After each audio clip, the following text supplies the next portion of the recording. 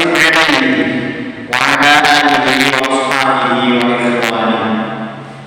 Masyaallah muslimin, bapak-bapak, ibu-ibu, jamaah salat maghrib dan insyaallah salat isya.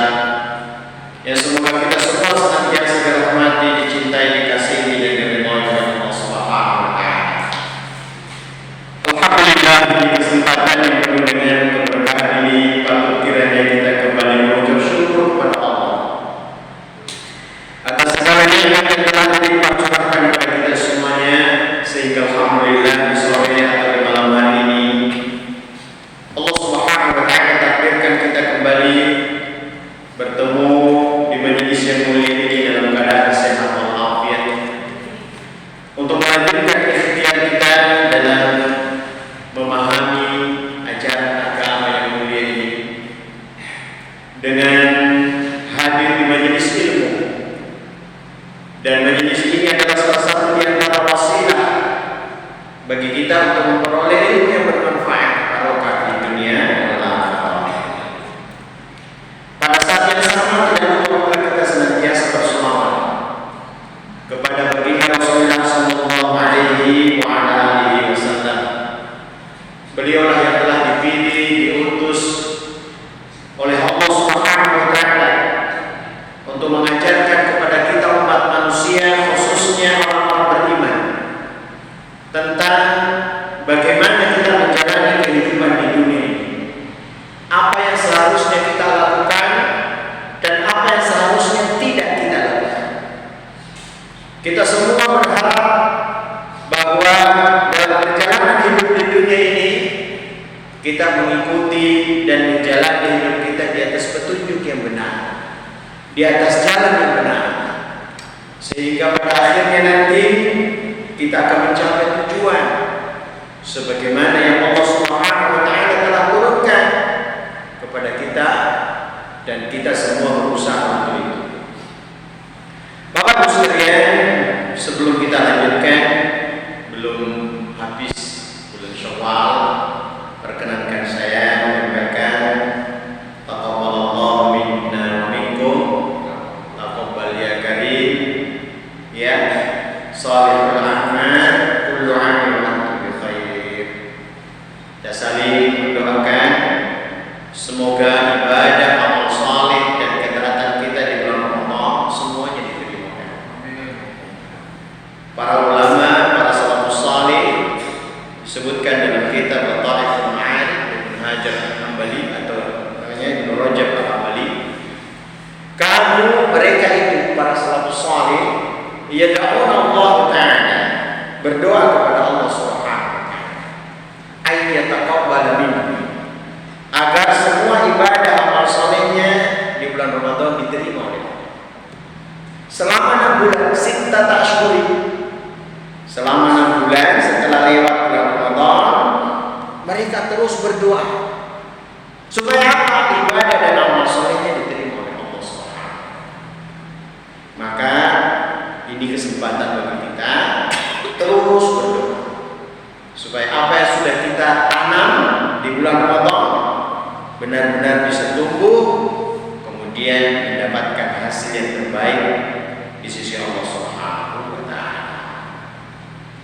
Bapak sekalian, malam hari ini kita akan mengkaji sebuah tema yang mungkin tidak secara spesifik di dalam kitab Riyadhus Shalihin, tapi ini sebagai refleksi kita setelah melewati bulan Ramadan. Refleksi kita setelah melewati bulan Ramadan. Jadi kita berusaha setelah melewati bulan Ramadan itu selanjutnya apa? Apa sudah selesai? Berhenti di situ saja atau masih ada kelanjutannya? Kan begitu. Dan sebagai seorang muslim, kita semua yang meyakini bahwa bulan Ramadan adalah bulan tarbiyah, tempat di mana kita ditempa, dididik, dilatih, ya, dengan berbagai macam aktivitas ibadah dan amal-amal saleh. Supaya apa?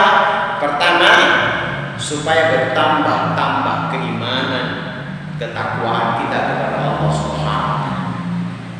Ya, yang pertama.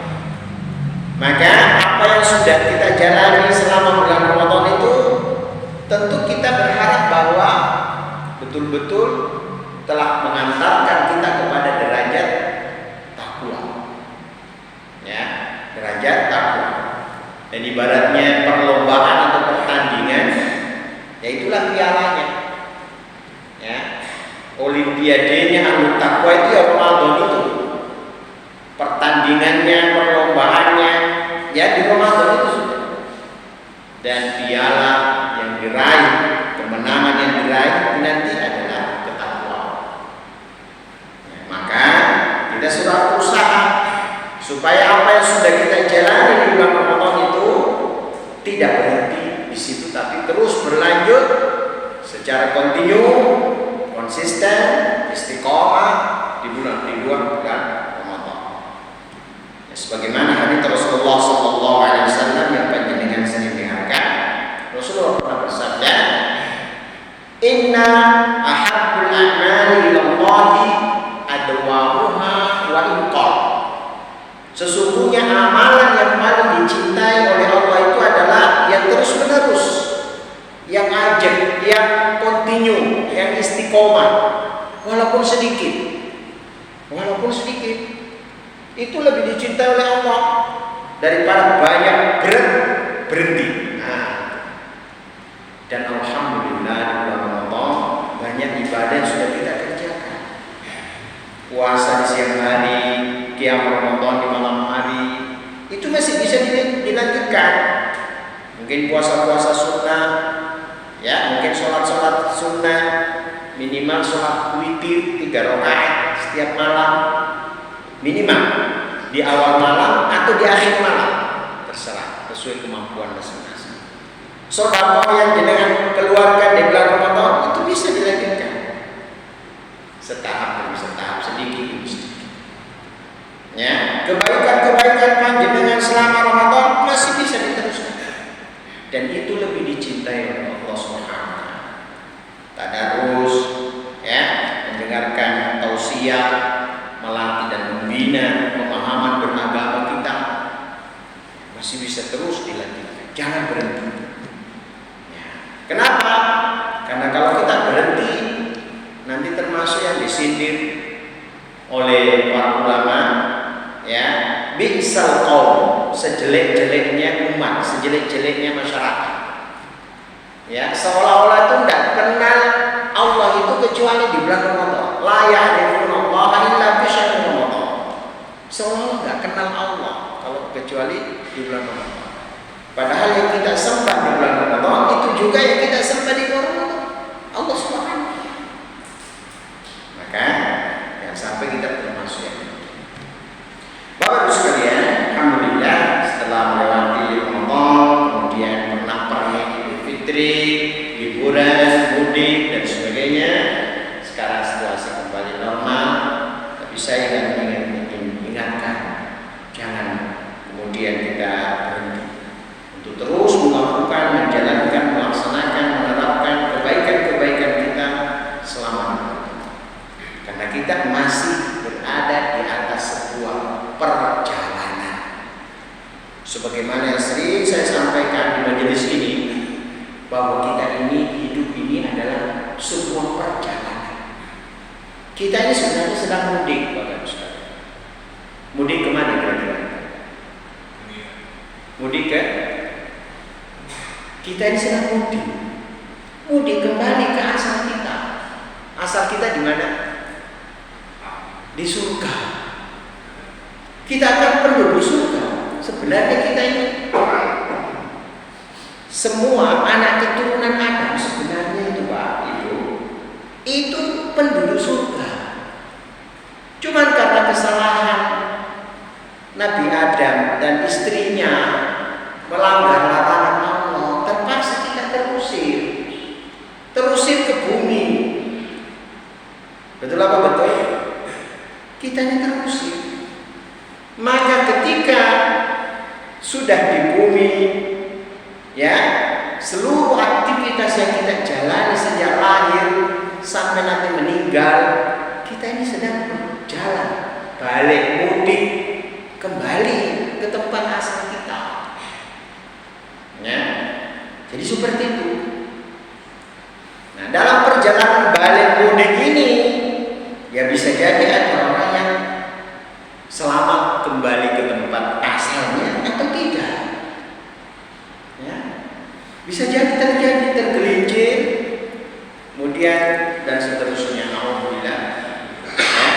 tersesat di jalan sehingga nggak nyampe-nyampe kembali ke kampungnya. Ini penting Pak, renungan ini penting. Ya kelihatan sederhana cara berpikir, tapi ini penting. Kita ini penduduk surga. Ya, makanya panjenengan ketika membaca ayat Al-Quran, nanti tolong baca surat Toha ayat 123 sampai 124. Surat Toha 123 124, gampang ingatnya. Allah berfirman, ketika Allah sudah mengusir Nabi Adam dan istrinya dari surga karena melanggar larangan memakan buah pohon yang sudah dilarang karena digoda oleh iblis, maka kata Allah, qulna bitu minha jami'a, turunlah kalian berdua dari surga, tinggalkan surga, terusir. Turun kemana? Turun. Ya, termasuk iblis diusir dari surga. Ya, ba'dukum li ba'din adu, nanti kamu di bumi itu saling bermusuhan.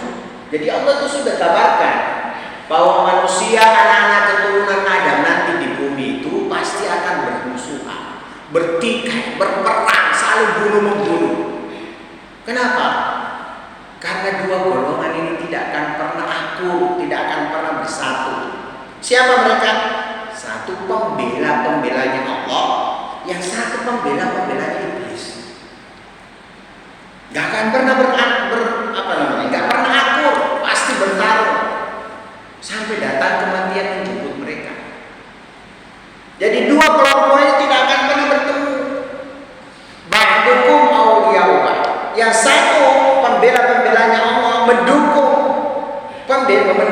apa yang Allah turunkan, apa yang Allah syariatkan, apa yang Allah berikan sebagai petunjuk, dia dukung, dia bela.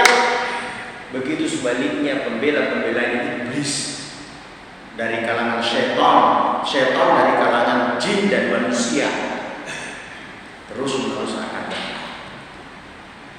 Ya, nah kata Allah Subhanahu wa taala, tapi perhatikan, fa imma ya'tiyannakum minni hudan, maka nanti suatu saat ketika datang dariku petunjuk. Jadi Allah itu karena cintanya, sayangnya kepada kita, anak keturunan Adam, tidak membiarkan kita kebingungan. Dan Allah turunkan petunjuk. Berupa apa? Berupa wahyu yang diajarkan kepada para nabi dan rasul. Itulah kenapa ada para nabi dan rasul diutus, diangkat oleh Allah untuk mengajarkan kepada manusia petunjuk itu. Fa imma ya'tiyannakum minni hudan, maka kalau nanti datang petunjuk itu kepadamu, faman tabi'a hudaya fala yadhillu wa la yashqa. Insyaallah coba lihat itu. Betul luar biasa ya. Siapa yang mengikuti petunjukku tidak akan tersesat dan tidak akan celaka. Jelas. Namun jenengan baca dari sejarah kehidupan manusia sejak Nabi Adam. Setelah anak keturunan Adam itu, Nabi Adam meninggal, ajaran Nabi Adam sudah mulai ditinggalkan, manusia mulai tersesat. Kaumnya Nabi Nuh, diutuslah Nabi Nuh. Kemudian Nabi Nuh berdakwah, ada yang ikut, ada yang tidak ikut. Yang ikut diselamatkan oleh Allah, yang tidak ikut dibasmi oleh Allah. Mulai berkembang biak anak keturunan Nabi Nuh. Kemudian setelah itu mulai menyimpang lagi, mulai tersesat, mulai saling bunuh-bunuh. Diutuslah Nabi Hud, Nabi Salih, Nabi dan seterusnya sampai datangnya Nabi kita Nabi Muhammad SAW. Maka setiap Nabi diutus, ya, dilengkapi dengan wahyu dari Allah Subhanahu wa taala. Ada pembela-pembela Nabi tersebut, ada penentang-penentang Nabi tersebut. Itu sudah sunnatullah. Ya, bayangkan Nabi kita Nabi Muhammad manusia paling baik, lisannya paling lembut, paling santun, akhlaknya paling sopan. Tetap saja ada yang tidak suka sama beliau ketika mulai mengajarkan agama, petunjuk yang diberikan oleh Allah, termasuk Abu Lahab,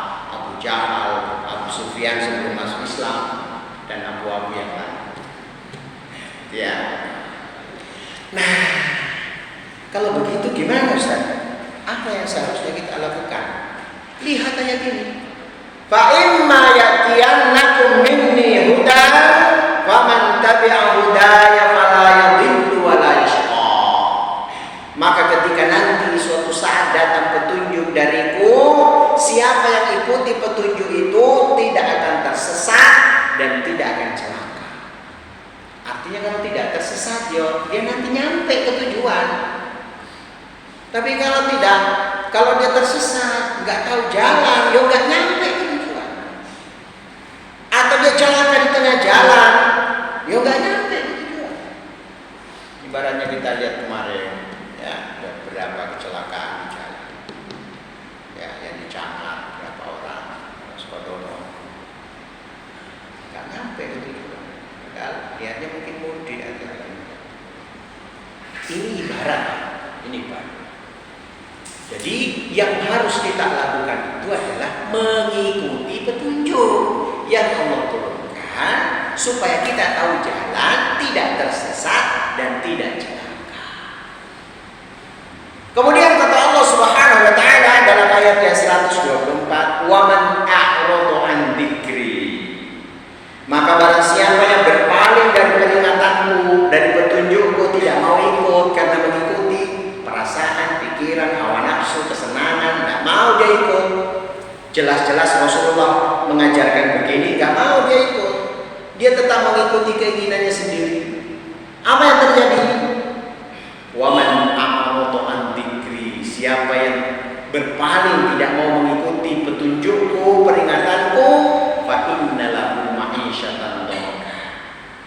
Maka mereka akan hidup dalam keadaan susah, sulit, sempit, tidak akan ketemu jalan untuk kembali kepada Allah Subhanahu wa taala. Ya, wa nahsyuruhum yaumil qiyamati a'ma. Nanti di hari kiamat dia akan dibangkitkan dalam keadaan buta. Karena di dunia dia buta, di akhirat dia buta. Bukan mata kepalanya yang buta, mata hatinya yang buta. Dia nggak bisa mengetahui jalan yang benar. Makanya nanti di akhirat dia dibangkitkan dalam keadaan. Oke, nah, oleh karena itulah Bapak Ibu sekalian, tolong dicatat, diingat-ingat, diperhatikan bahwa di dalam kehidupan di dunia ini satu hal yang sangat penting yang harus betul-betul kita miliki adalah mau kemana kita. Kita akan sedang melakukan perjalanan. Perjalanan ini tidak bisa ditunda. Suka atau tidak suka, kita tetap akan berada di atas perjalanan ini. Sampai nanti Allah takdirkan kita dicabut nyawa kita, berakhir perjalanan itu. Di dunia maksudnya. Tapi belum selesai. Karena akhir dari perjalanan itu hanya dua. Kalau tidak ke surga, ya ke neraka. Itu akhirnya.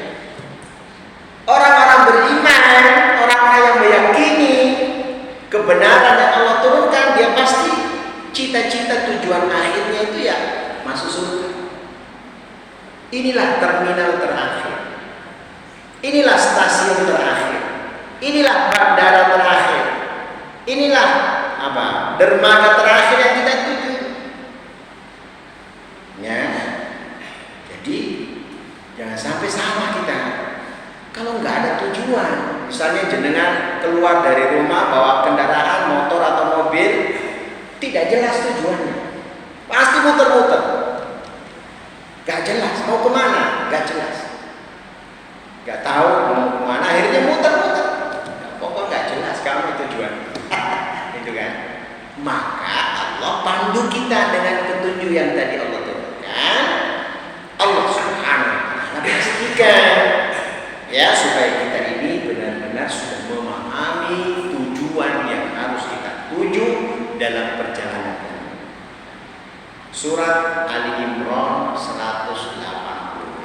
Ini juga ayat sudah sering saya sampaikan. Ali Imran 180. Ingat-ingat nanti dibaca. Allah berfirman, "Kullu nafsin dha'iqatul maut." Setiap yang bernyawa, yang berjiwa itu pasti akan merasakan mati. Pasti akan mati. Semua yang bernyawa, yang berjiwa, baik manusia maupun kewan maupun yang lainnya, pasti akan mati.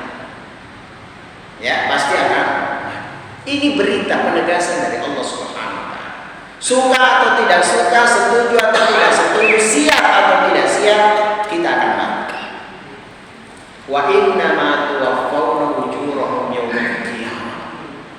Nah, balasan setiap perbuatan kita di dunia itu akan disempurnakan nanti di hari kiamat.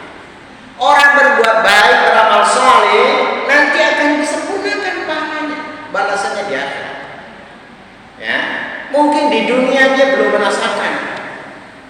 merasakan hasil dari ibadah dan amal saleh, ketaatan-ketaatan, kebaikan-kebaikan. Dia belum sepenuhnya merasakan. Tapi Allah janji di akhirat. Begitu juga orang zalim, orang jahat, orang bermaksiat, juga nanti di akhirat akan disempurnakan balasannya. Makanya jenengan dizolimi, harta jenengan dizolimi, kehormatan jenengan dizolimi. Kadang-kadang kita cari keadilan di dunia, tidak bisa mendapat keadilan. Lihatlah pengadilan. Oh, hakimnya ini suap 60 miliar, ya kan? Tidak dapat keadilan. Orang mati ditembak 6 orang, lolos. Tidak ada yang dihukum 1 orang pun.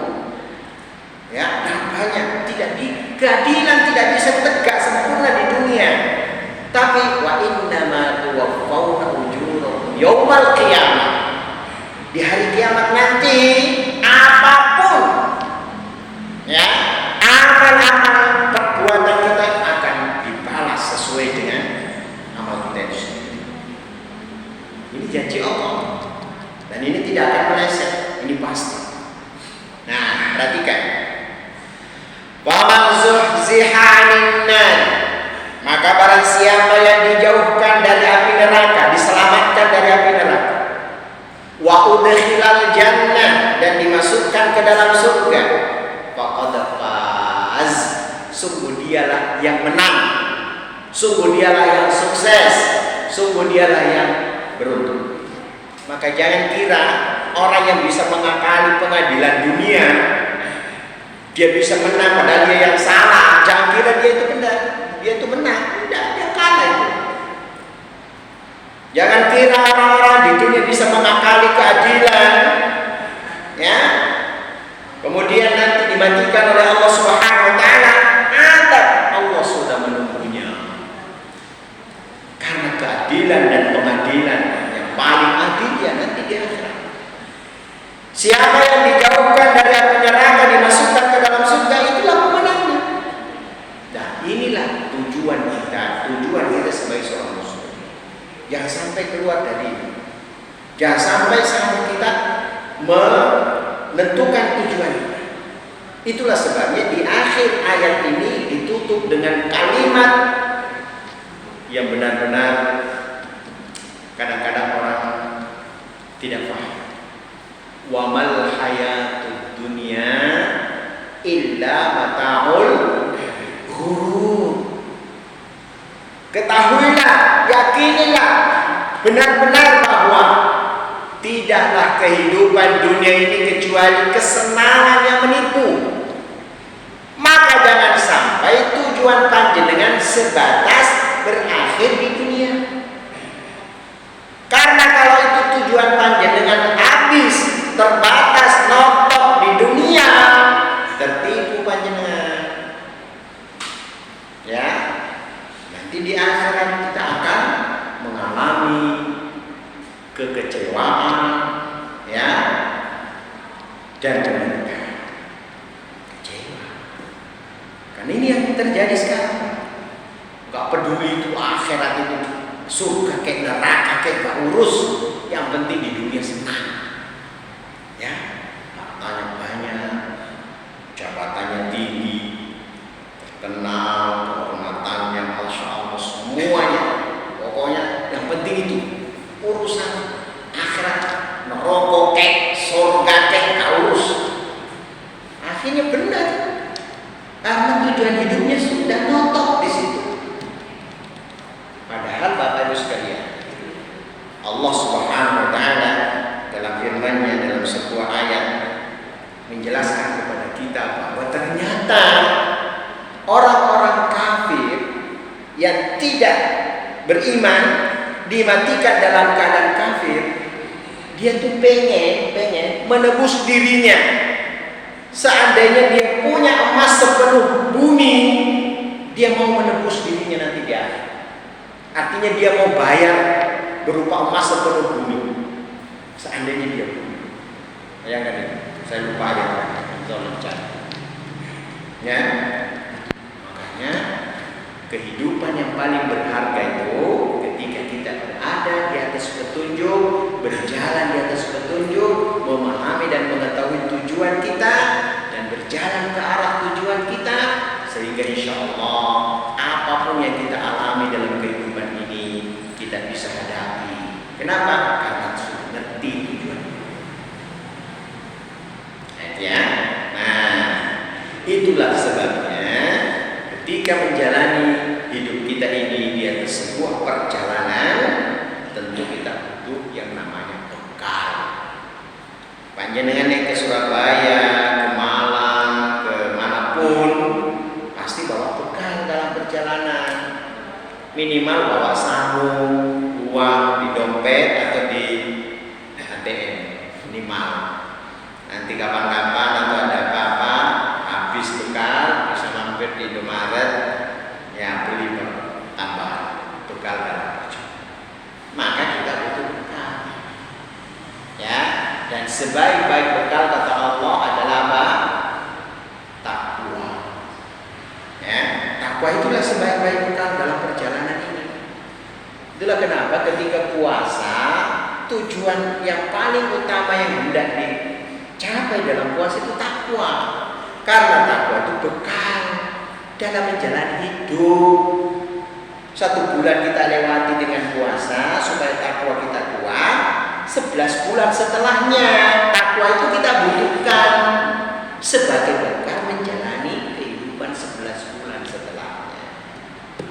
Allah berfirman dalam surat Al-Baqarah 197, "Wa tazawwadu," maka berbekallah kalian, "fa inna khairaz zadi taqwa."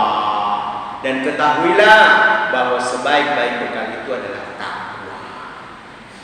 Ya, secara bahasa takwa itu berasal dari kata waqo, yaqi, atau apa namanya? Waqo, yaqi, wiqayatan.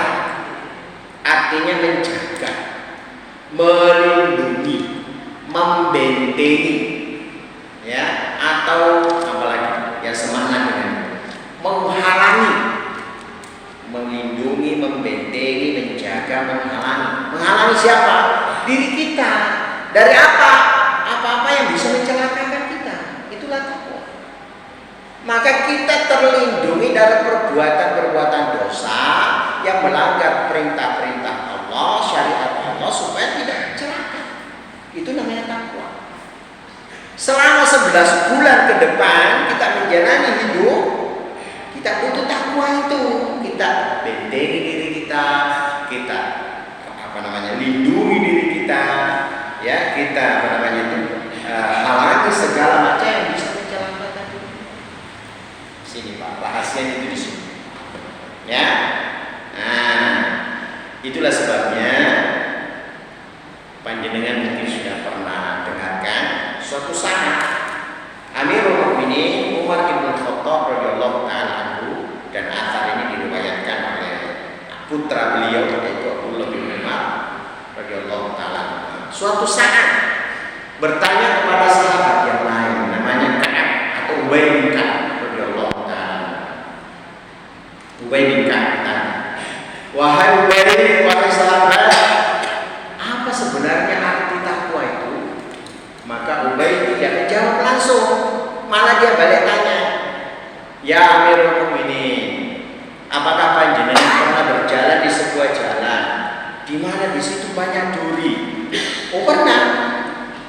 "Terus bagaimana sikap panjenengan ketika berjalan di jalan itu?" Jawaban Amirul Mukminin Umar bin Khattab, "Saya akan berhati-hati.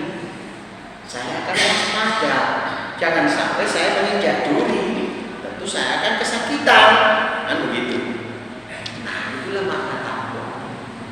Maka kehidupan yang kita jalani, perjalanan hidup kita ini, tentu kita harus berhati-hati, teliti dan waspada, membentengi diri kita, menghalangi diri kita, menjaga diri kita dari perkara-perkara yang bisa mencelakakan. Ya, maka tidak salah ketika Allah Subhanahu wa taala nyatakan bahwa setelah berpuasa selama 1 bulan penuh, maka salah satu hal yang dijaga adalah takwa itu sendiri. Nah, Bapak Ibu sekalian, berapa? Ya, 8. Ya, masih ada waktu 5 menit. Saya pakai. Takwa itu amalan hati. Takwa itu amalan hati. Makanya Rasulullah mengatakan at-taqwa hauna, sambil beliau menunjuk dadanya 3 kali. At-taqwa hauna, takwa itu di sini.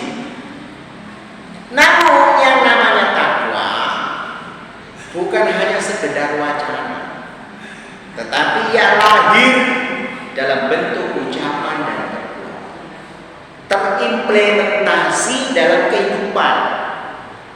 Ya, kalau takwa itu hanya sekedar perasaan, wacana, atau apa yang bermungkin atau bercokol di dalam hati kita tanpa direalisasikan dalam bentuk ucapan dan perbuatan, maka itu belum bisa dikatakan sebagai takwa.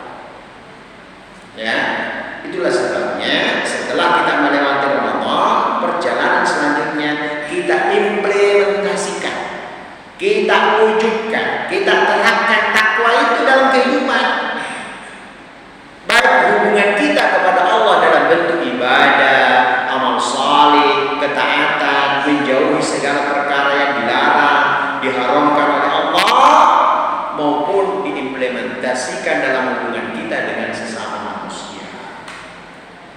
Semakin peduli, semakin sayang kepada sesama, semakin rela berkorban untuk membantu dan menolong. Seorang muslim atau seorang suami semakin sayang kepada istrinya, seorang istri semakin sayang kepada suaminya, seorang anak kepada orang tuanya, orang tua kepada anaknya, dan diimplementasikan takwa itu dengan mengikuti petunjuk yang Allah ajarkan kepada kita. Kita terapkan petunjuk itu dalam seluruh sisi dan aspek kehidupan kita. Ya, yang terakhir, maka kita semua sudah harus mulai berbenah, mencanangkan pada diri kita bahwa perjalanan hidup kita 11 bulan ke depan semakin baik, semakin baik. Ya, kalau selama ini kurang peduli, kita rubah semakin peduli. Selama ini kurang aktif, kita rubah semakin aktif untuk melakukan kebaikan-kebaikan kepada Allah. Ya, Rasulullah Shallallahu Alaihi Wasallam bersabda dalam sebuah hadis diriwayatkan oleh Tirmidzi dari sahabat yang mulia, 2 sahabat. Dikutip hadis ini dari 2 sahabat. Yang pertama Abu Dar, yang kedua siapa namanya? Mu'adz bin Jabal. Jadi dikutip hadis ini dari 2 sahabat, yaitu Mu'adz bin Jabal dan siapa tadi? Abu Dar Al-Ghifari radhiyallahu ta'ala. Rasulullah sallallahu alaihi wasallam bersabda, "Ittaqillaha haitsu ma kunt." Bertakwalah kepada Allah Subhanahu wa taala dimanapun kamu berada, dimanapun. Jangan sampai kita bertakwa ketika di rumah, keluar dari rumah hilang takwanya. Bertakwa ketika di tempat orang banyak, di masjid atau ketemu dengan orang banyak, tapi ketika sendirian hilang takwanya. Kapanpun, dimanapun, takwa kepada Allah. Ya. Kemudian wa'atbi'is sayyi'atal hasanata tamhuha. Ikutilah perbuatan jelek, perbuatan buruk yang selama ini kita perbuat dengan perbuatan yang lebih baik. Kalau selama ini kita lalai, banyak melakukan atau meninggalkan atau melanggar aturan-aturan syariat, ya sudah, ikuti dengan kebaikan. Semakin rajin, semakin sergap, semakin semangat. Kalau selama ini kita sering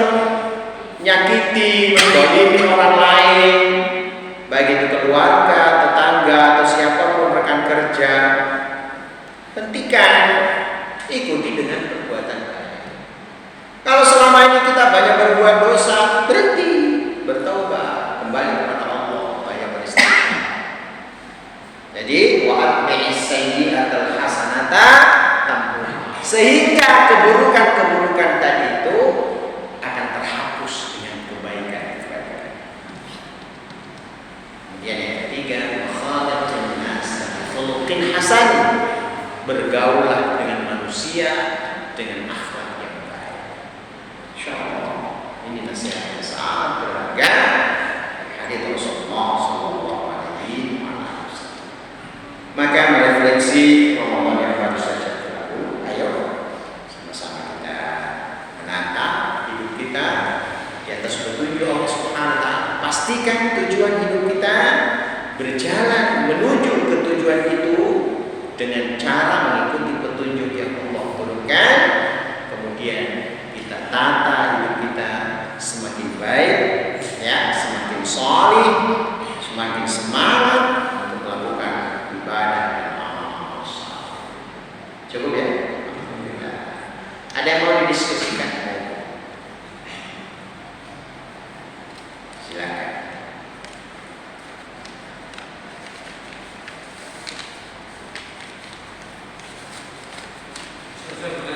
Ya,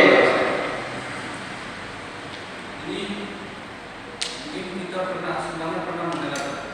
ya. Ini asal atau hadis atau atau dari Rasulullah. Ya. Kejarlah dunia. Ya. Seakan-akan engkau mati selamanya. Hidup selamanya. Hidup selamanya. Kejarlah akhiratmu seakan-akan engkau mati besok. Ya. Mohon diterangkan ini perkataan wali atau hadis dari Rasulullah. Ya. Dan mohon dijelaskan tentang kalimat ini. Ya, baik, terima kasih. Pertanyaan yang sangat bagus. Benar. Kita sering mendengarkan kalimat ini. Ada yang menyandarkannya sebagai hadir, tapi sesungguhnya itu bukan hadir. Itu perkataannya Imam Asy-Syafi'i. Perkataan Imam Asy-Syafi'i, "I'mal dunyaka ka'annaka ta'ishu." Ya, beramallah atau bekerjalah untuk duniamu seolah-olah engkau akan hidup selamanya. Ya. Walaupun juga ada yang mengingkari bahwa ini bukan perkataan Imam Syafi'i. Ya, kemudian wa'mal li akhiratika ka'annaka tamutu ghadan. Dan beramallah untuk akhiratmu seolah-olah engkau akan mati besok. Ini harus dirinci, ya, harus dirinci. Tidak boleh kemudian serta-merta itu dianggap sebagai kebenaran hakiki. Kenapa? Ini bukan hadis, tapi perkataan ulama. Nah, berangkat dari hal tersebut, kita harus meyakini bahwa yang dimaksud beramal untuk dunia artinya adalah bahwa ketika kita bekerja, ketika kita berusaha, berikhtiar dalam kehidupan di dunia ini, tetap kita berusaha untuk menjalankannya dengan baik. Ya, tidak separuh-paruh, tidak setengah-setengah. Itu ya. Tapi bukan berarti yang menjadi tujuan hidup kita adalah dunia, bukan. Sebab kalau yang menjadi tujuan hidup kita dunia, sudah tidak sesuai tadi dengan ayat yang saya bacakan. Kenapa? Wa mal hayatud dunya illa mata'ul ghurur. Ya. Kemudian beramallah untuk akhiratmu seolah-olah engkau akan mati besok. Tujuannya apa dari kalimat ini? Artinya bersegeralah. Jangan ditunda-tunda untuk beramal. Karena kematian itu selalu mengintai. Kapanpun, dimanapun, dalam kondisi apapun, kematian itu akan menjemput kita. Kematian tidak menunggu kita menjadi saleh, menjadi orang baik, kemudian baru datang, tidak. Maka kita berusaha. Maka tadi saya katakan ini dirinci, diambil dari sisi positif. Ya, tapi kalau begitu kita beramal untuk dunia pokoknya lupa akhirat, bukan begitu. Yang dimaksud di sini semangat, berusaha, berikhtiar, jangan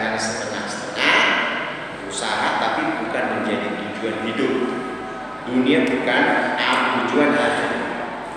Ya, yang menjadi tujuan akhir hidup kita tadi adalah ya, faman zuhziha 'anil nari wa udkhilal jannah faqad faz. Tetap di sini. Karena ini ayat yang bisa dipertentangkan dengan ucapan. Saya kira begitu. Nanti tolong dicari lagi ya. Mungkin saya salah. Nah, yang saya ingat itu disandarkan kepada Imam Syafi'i. Mudah-mudahan tidak salah.